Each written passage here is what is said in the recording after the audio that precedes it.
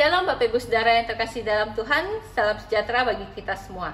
Hari ini kita kembali diberikan anugerah oleh Tuhan untuk merenungkan firman Tuhan bersama-sama. Tema perenungan firman Tuhan hari ini saya beri judul Hidup yang Dilihat Orang. Bapak Ibu Saudara, dulu ada sebuah film kartun yang sangat terkenal dan sangat menarik.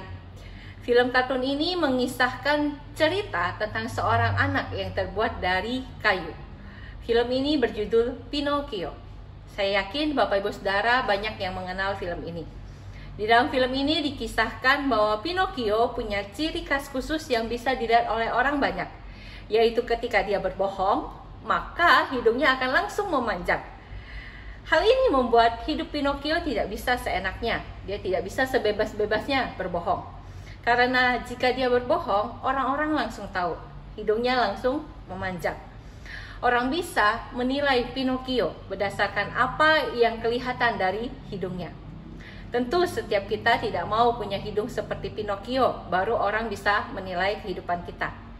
Nah, di dalam bagian firman Tuhan yang hari ini kita renungkan, kita akan merenungkan tentang hidup kita yang kelihatan di depan orang banyak.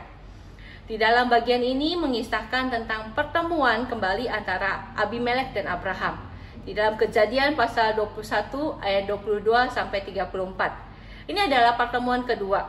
Di dalam pertemuan kedua ini, Alkitab secara menarik mencatat kalimat yang diucapkan oleh Abimelek kepada Abraham. Abimelek berkata demikian ketika bertemu dengan Abraham. Allah menyertai engkau dalam segala sesuatu yang engkau lakukan. Sekilas kalimat ini terdengar biasa saja. Tetapi jika kita renungkan Bapak Ibu Saudara, tentu ada yang terlihat oleh Abimelek di dalam kehidupan Abraham sehingga dia bisa mengatakan kalimat demikian. Abimelek melihat bagaimana Tuhan terus menyertai dan memberkati kehidupan Abraham dengan begitu luar biasa. Bapak Ibu Saudara, mulai dari pertemuan pertama di dalam Kejadian pasal 20, kita bisa melihat bahwa Abimelek merasakan bagaimana Tuhan menyertai kehidupan Abraham. Allah tidak membiarkan Sarah ternodai karena waktu itu kebohongan Abraham membuat Abimelek tertipu dan mau menjadikan Sarah sebagai istrinya. Kemudian Allah memerintahkan Abimelek meminta berkat, tetapi melalui doa Abraham. Maka Abimelek melihat bahwa Abraham sebagai orang yang diperkenan oleh Allah. Selain itu, selama Abraham tinggal dekatnya, Abimelek melihat bagaimana Allah memimpin dan memberkati kehidupan Abraham. Maka akhirnya Abimelek yang adalah raja negeri itu memutuskan untuk datang kepada Abraham. Abimelek sendiri datang kepada Abraham dan mengikat janji dengannya. Mengikat janji untuk hidup bersama di dalam persahabatan, di dalam kondisi yang damai. Bapak Ibu Saudara, apa yang Abimelek lakukan ini bukan semata-mata karena siapa Abraham, atau bukan karena Abraham itu adalah orang yang hebat, atau bukan karena Abraham memiliki banyak kekayaan. Tetapi Abimelek melihat Allah menyertai kehidupan Abraham. Apa yang Abimelek lakukan adalah karena semata-mata oleh karena Allah berserta dengan Abraham. Allah yang besar, Allah yang maha kuasa, Allah yang jauh kekuasaannya di atas dia sebagai seorang raja negeri.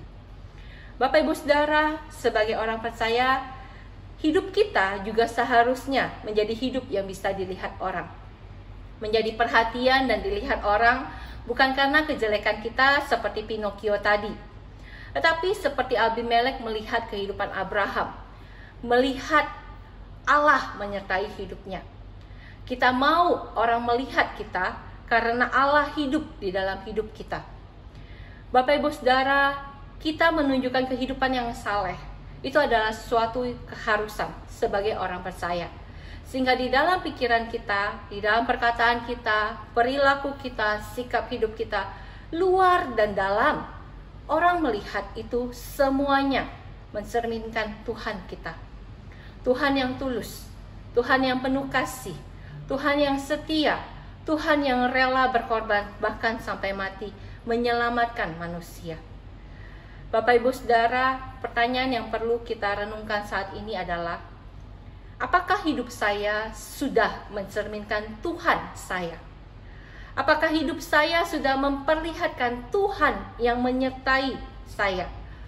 Apakah orang lain sudah melihat bagaimana Kristus menyertai hidup saya? Mari kita renungkan. Dan kiranya Tuhan boleh menolong kita. Mari kita berdoa. Tuhan, kami bersyukur bahwa kami orang-orang percaya hidup disertai oleh Allah kami yang begitu luar biasa. Tetapi Tuhan, biarlah itu tidak hanya berhenti di kami, tetapi orang-orang boleh melihat kehidupan kami sebagaimana Tuhan menyertai kami, dan orang-orang tertarik untuk mengenal Engkau lebih dalam melalui hidup kami. Tolonglah kami ya Tuhan, menjalani hidup sebagaimana seharusnya kami orang percaya. Di dalam nama Yesus Kristus kami berdoa. Amin.